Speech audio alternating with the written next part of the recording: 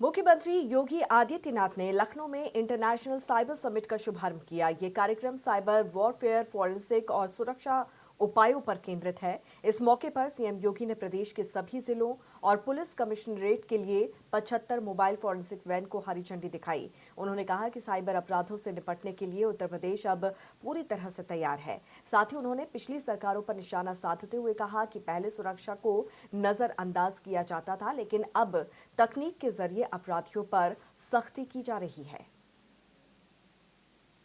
आदित्यनाथ ने लखनऊ में dimensions of cyber warfare multilateral legal framework forensics and strategic counter measures विषय पर आयोजित 3 दिवसीय इंटरनेशनल साइबर समिट का शुभारंभ किया।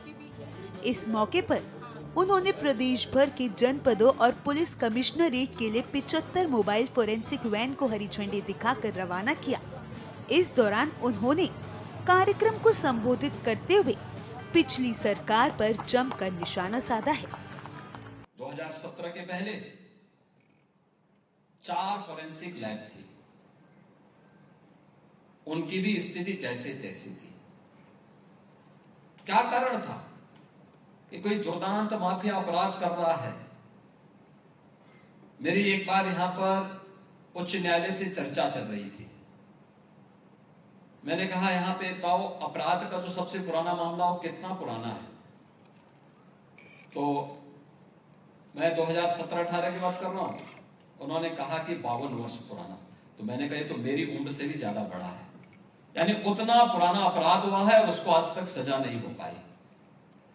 सजा होने की कोई स्थिति भी नहीं थी, क्योंकि जब तक सैंपल कलेक्ट करके लैब में जाते थे और उसमें कई दशक लगते थे उसके परिणाम आने में, तब तक सैंपल खराब हो चुका होता था और अपराधी को कभी सजा नहीं मिलती थी, कभी नहीं मिलती थी।